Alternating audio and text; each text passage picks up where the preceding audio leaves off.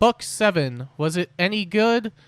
The story. If you've been around long enough, you probably know that Fire Emblem Heroes writing isn't exactly the strongest, and it's not really any shock here when I say the story wasn't really good, as it usually really isn't. Book 6 was incredibly mediocre from the start, but it ended on more of a good note than a bad note. Book 7 started out very interesting with the whole time travel gimmick, and having all the chapters be played in a random order. That was really cool, and the premise was really awesome, but then it flopped the bed near the end, as it usually does. I don't know why they bother writing any of this when they clearly don't care about the main plot as is. A lot of the writing that goes into something like forging bonds is incredibly charming at times too, so I don't know why they don't really put in as much effort into the story either. They have plenty of space to do that, but 3 of the 5 chapters is just made up of random garbage that nobody really likes. Uh-oh, guys. My stomach is cold. Very great stuff. Thank you, IS. Now, I will say this is probably the most interesting book that we ever had, and I think it was just because the premise itself was incredibly interesting. And even though time travel gimmicks and plots aren't exactly the most well thought out thing, because you mess up one thing in those types of scenarios and it just kind of ruins the whole experience, I at least appreciate that they tried. And by tried, I mean, I don't know if they really tried, but they took the attempt, so I guess that's something. But also, we ended up with dialogue like this, and I don't really know how to feel about that. I rate this book a thank you for the orbs, I'm never reading it again out of 10. At least the April Fool's video was awesome. The New Heroes. I would say this was probably one of the more interesting books we had in terms of new characters added to the game. And I think it's less because of the picks that they chose this time around, but more so because of the fact that they kept introducing a lot of skill creep, which in my opinion is really good and really bad for the game itself. It's good because it keeps the game very interesting and allows for a lot more dynamics in what you try in the game itself. The problem is that trying to keep up with a lot of the skill creep is near impossible for a lot of players, which I don't blame people for feeling very, very upset about, as I don't think most players really just want to keep pulling for these skills that are going to eventually get crept in a month or a week. A bit of a hyperbole, but you get the point. It happens too frequently, and it's really difficult to keep up a lot of the time, especially on banners that don't have free sparks. That only really applies to the New Heroes ones, and usually does have some nice stuff on there. It usually pales in comparison to a lot of the seasonal variants. That being said, as far as new heroes are concerned and not about their actual skills and whatever, I would say it was relatively okay this time around. I wouldn't say it was the most interesting, but with the addition of Engage that came out at the beginning of the year, it did make it so we had more variety this time around with 2 Engage banners, a very decent amount of them at that, especially for not even a year in. We got a good amount of Fiorines and Brodian characters, which, you know what, I like those. We also got a lot of units that are considered quote-unquote new heroes, but by new heroes, I mean they just add them to the banner and then they just kind of disappear until they want to show up again. You know, your rearms and the tunes. Not exactly something I'm the most fond of even to this day, but considering we're also 7 years into the game, it makes sense that they're trying to pad it as much as possible. That being said, even though Shadows of Valentia has an incredibly small cast and a limited amount of characters to add to the game left, I still think it's really, really funny seeing this kind of banner come up. Meanwhile, on the seasonal side, I would probably say this was one of the weaker overall batches we had this time around. It was a lot of repeated themes, some good, some bad. That's just kind of how it goes because a lot of them are popular and some of them are more so just traditional anyway, like spring and winter. But then you also have the kid banner that a lot of people really like or a lot of people really hate. I don't personally care for it, but I also wouldn't shed a tear if they decide to remove it, even though they're not going to. Even then, a lot of it does fall in a similar category to the New Heroes banners, where they're really just more so there to sell skills than the actual units. Even though a lot of the units are relatively popular in their own right, I wouldn't say there was anyone there in particular that was a massive standout. Although there were definitely some highlights.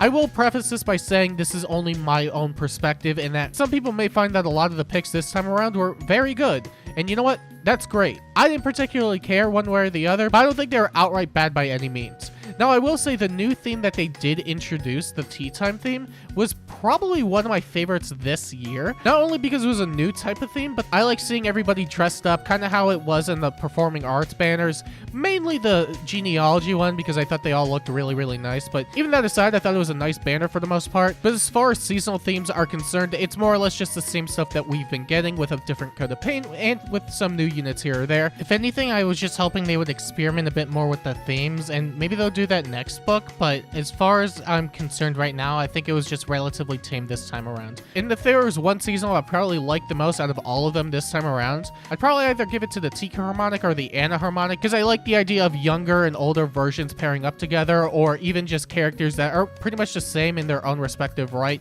but different variants from different games just being paired together like that. I thought it was really cool. Now, as far as the legendaries and mythics are concerned, I would probably just say it's par for the course. A lot of them were pretty much expected because they're usually allocated to more important characters, but they were fun in their own right. Female Shez being effective against everybody, Formotus being a really funny character and just shutting off turns, Godo, Robin Unity stacking, Yuri, Nerthas, Hinoka, so on and so forth. They had a good amount of interesting picks, some of them way more toxic than others, but overall it's about what you would expect from a legendary and mythic banner. It's a lot of the popular and more important characters. Now I will say the big highlight was definitely just countering Elamine and running her into the ground because of Freyr, but even that aside, I'm just glad we got more legendaries and mythics out from the actual games instead of heroes.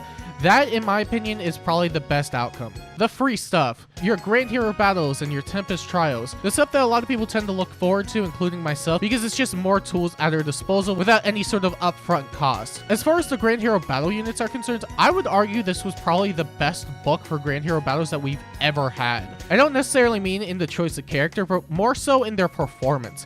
Hans, Lumera, Ludwig, Cornelia, Fallen Linus, Murdoch, Zephyr, Cyril, Arian, Marla, and Fargus. 10 out of 12 of these units have preference weapons, on top of a lot of them also being incredibly good. But not only that, the 2 units that don't even have a preference weapon this time around, I would argue still have value in their own right. Ludwig because he could still score relatively well in Arena, and Marla because she was an actual Echoes character added to the game instead of Peony and Triandra. Okay, maybe she's the only flop one, but 11 out of 12 is incredibly good in my opinion, or even 10 out of 12 if you don't want to count Ludwig. I would say not only were a lot of these units really powerful in their own respective way, but I would also argue a lot of these units are good for players that want to try and compete in higher tier modes in the game. So units like Arian and Cornelia, for example, are incredible free-to-play units that I still question why they made them free, especially Arian, who's basically a budget legendary Hinoka, which outside of the combat, of course, the free charge to any flyer is very powerful. Meanwhile, with Cornelia, she just has Sabotage Flash, which even though it got overshadowed by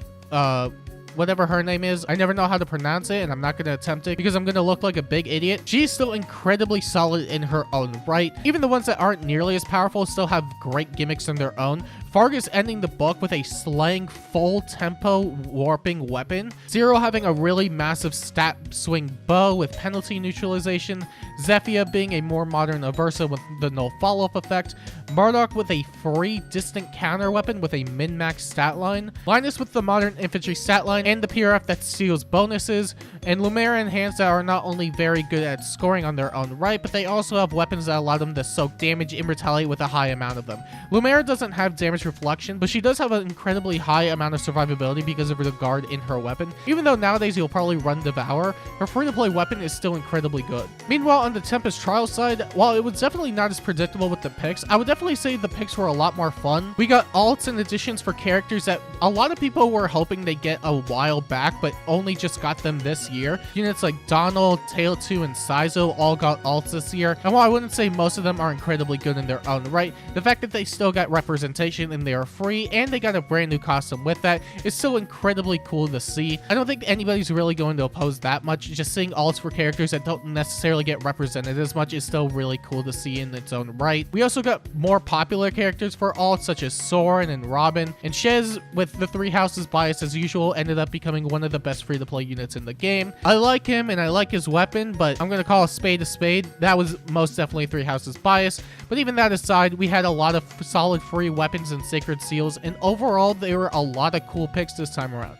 And to follow up on that last point, I would definitely say the sacred seal selection was a lot more interesting this time around because they're leaning more into the B-slots nowadays. We got stuff like Guard of Desperation, which is cool. We got more variants of Catch. We got Tempest skills. I know those aren't B-slots, but they're still worth mentioning. We also got Bold Fighter for whatever reason, but I guess that just means they're open to releasing Hardy Fighter Sacred Seal in the future. And as far as free-to-play stuff is concerned, I would definitely say this was the most most exciting part of the book. And in the overall grand scheme of things, I would say this wasn't a bad year for new units and skills and free stuff added to the game. There are a few other miscellaneous additions I want to cover real quick too. Serious Snare is probably one of the best game modes they ever added to the game. It's not exactly difficult, but the customization and the ability to bring anybody you want while also going through a quote-unquote roguelike, I don't really know if that's what it qualifies as, but you could go through the mode as much as you want, keep replaying, roll for random skills and bring any unit and just make them into massive powerhouses. I think it's an incredibly fun time, and as far as reception goes to it, it's probably a lot better than Summoner Duels, I can tell you that much.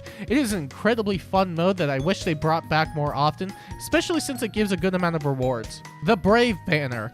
I would probably say this is one of the best Brave batches we've ever had, not only because the selection was interesting in its own right, but all of them came out and were relatively useful in their own respective way. Not only that, but a majority of them also had interesting enough gimmicks to make them stand out. Brave Soren giving savior to anybody, Robin having a very good pulse gimmick and being able to warp around wherever he wants as long as they have that buff, Gulvig because she's an incredibly good Gale Forcer, and Corin who's just a save, but she did introduce that stone vein thing, so I'll give her that much. In my opinion, the best kind of Brave banners are the ones that not only have popular picks for the people who really want to see these characters get something new, but also have wild cards such as Gulvig, Gatekeeper, etc., and some underdogs like Soren. Having Brave batches consisting of those types of characters with cool gimmicks is probably the best kind of outcome for any sort of Brave banner in my opinion. Higher refine quality. I actually don't know how true this is in its own respective way, but for the most part, it felt that a lot of the refine batches, minus one glaring exception, was incredibly enjoyable in their own respective way.